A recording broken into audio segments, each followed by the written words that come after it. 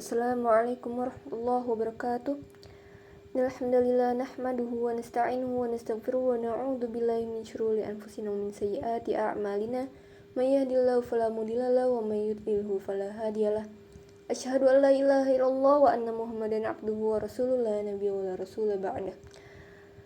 Insyaallah pada kesempatan kali ini saya Diva Jenitra Rafa izin mempresentasikan tugas UAS Ilmu Rasem Usmani yang diampu oleh Associate Profesor Dr. Ahmad Alim LCMA. Ada 8 pembahasan. Yang pertama yaitu pengantar ilmu Rasem Usmani, metode Rasem Usmani, Hazful Alif bagian 1, lalu ada bagian 2, terus Maktu dan Mausul, lalu Hamzah Qotok dan Hamzah Wasol, dan tata cara penulisan ta, lalu qawaid dobet, lalu perbedaan mushaf Indonesia dan Madinah.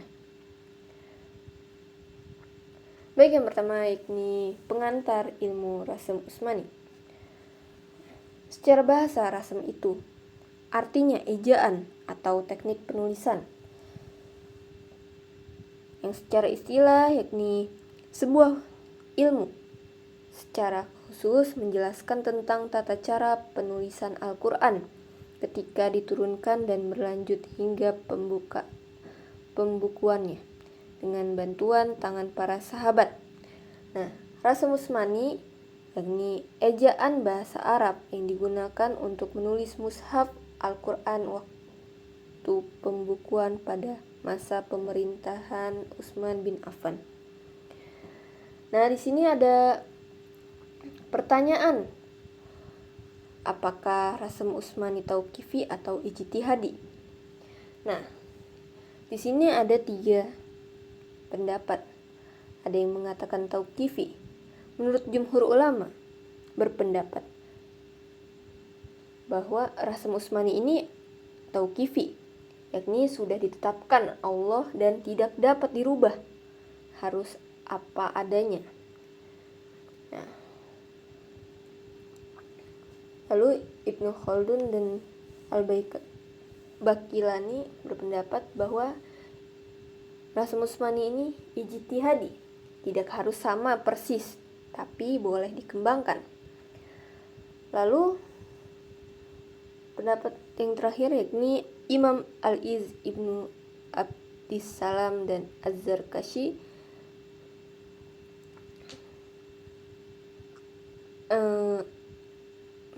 berpendapat bahwa Rasem Usmani ini tidak tauqifi atau tidak ijtihadi. Nah, boleh menulis mushaf dengan rasem imla'i, ejaan yang secara umum telah ada. Baik, masuk pada metode Rasem Usmani. Kaidah badal. Arti badal sendiri yakni mengganti suatu huruf dengan huruf yang lainnya. Nah, contohnya mengganti huruf alif dengan huruf waw. Misalnya as-sholawah menjadi as-sholah. Nah, wawnya ini diganti dengan alif. Lalu az-zakawah menjadi az-zakah. Nah, wawnya ini juga diganti dengan alif seperti itu. Lalu mengganti tak marbutoh dengan tak maftuhah. Misalnya imro'at menjadi imro'at, imro'ah. Rahmat menjadi rahmah, seperti itu. Kaidah perbedaan qiraat. Jika ada perbedaan qiraat Al-Quran dalam membaca sebuah kata, maka kata itu ditulis dengan qiraat yang lebih banyak digunakan. Misalnya Maliki Yaumiddin. Nah, Maliki Yaumiddin ini Maliki. Nah, ini tuh ditulis dengan mak pendek karena qiraat ini lebih banyak digunakan, bukan mak panjang. Lalu kaidah fasol dan wasol. Nah, fasol artinya memisahkan dan wasol artinya menggabungkan, yaitu menggabungkan 2 kata yang terpisah sehingga bersambung seakan merupakan satu kata. Contohnya anma menjadi amma. Nah, dan itu dihilangkan. Lalu kulma menjadi kullama, seperti itu. Baik, masuk pada pembahasan selanjutnya yaitu hazful alif bagian 1. Hazful alif. Yang pertama ada bainal lamain. Nah, zilalun, zilal. Nah, alif di sini zilalun, zilal. Nah, zilal di sini alifnya itu dipindahin ke atas kayak roket gitu jadinya. Nah, bacanya tetap panjang juga, dilalun seperti itu, cuman tulisannya aja jadi pendek, jadi kayak bacanya pendek gitu, tapi padahal bacanya panjang seperti itu, kayak halalun, halal. Nah, sebenarnya bacanya juga halal gitu. Oke, lanjut. Musanna,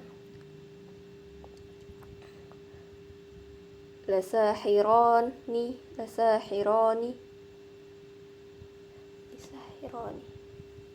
fantolaqo gitu.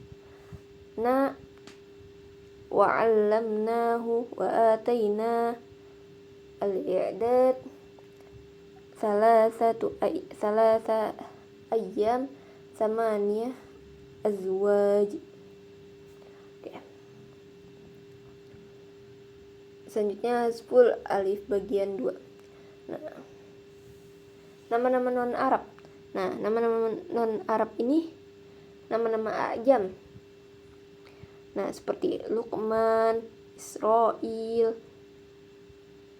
Ibrahim, Ismail, Sulaiman. Nah, itu nama-nama ajam. Dibuang alifnya dan harus memenuhi beberapa syarat, yakni yang pertama tuh harus berupa nama. Lalu yang kedua harus di tengah kecuali lafaz Musa dan Adam. Lalu yang ketiga harus lebih dari 3 huruf seperti Luqman, Ishak dan sebagainya. Lalu yang keempat harus terulang dalam Al-Quran 3 kali kecuali kata Tolut. Nah, alif jamak muzakkar salim dan muannas salim atau syibhul jumlah itu dibuang dengan syarat disebutkan dalam Al-Quran 2 kali atau lebih.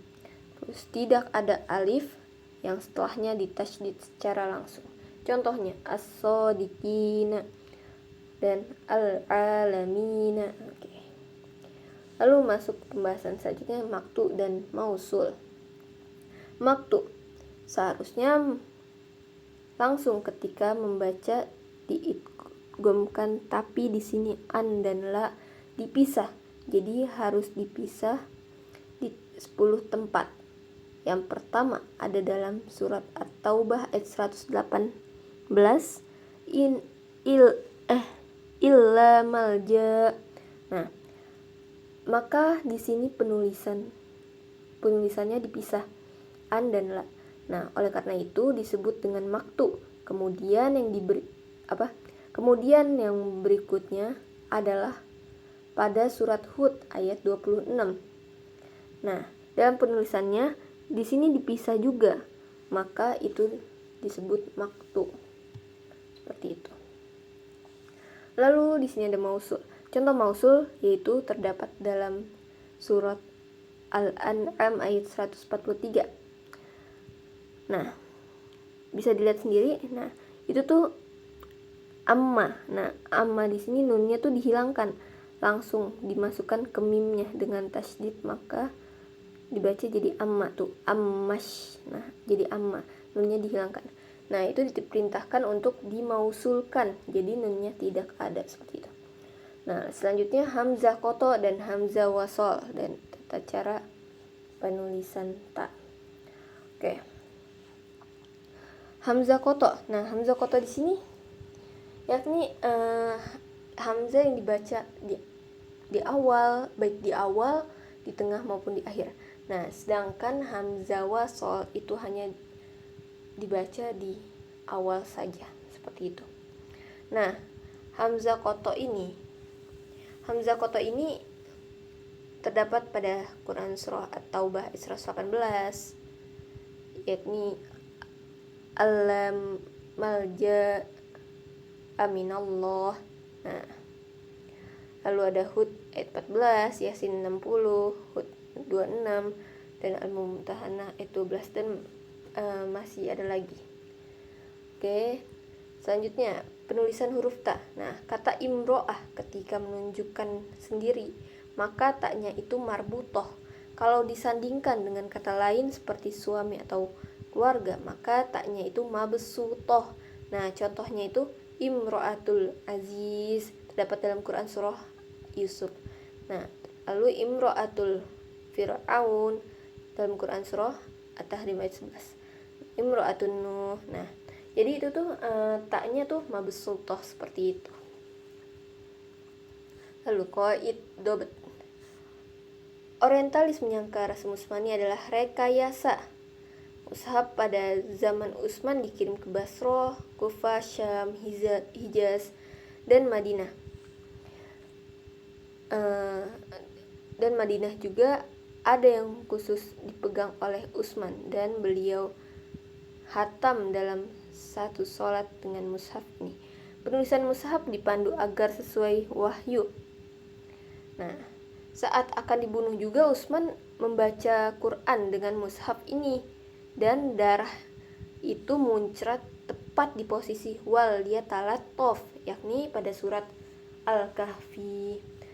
Oke, perbedaan mushaf Indonesia dan Madinah ini pembahasan yang terakhir. Mushaf standar Indonesia dibuat untuk maslahat umat dengan pengkajian yang mendalam oleh para pakar dan ahli.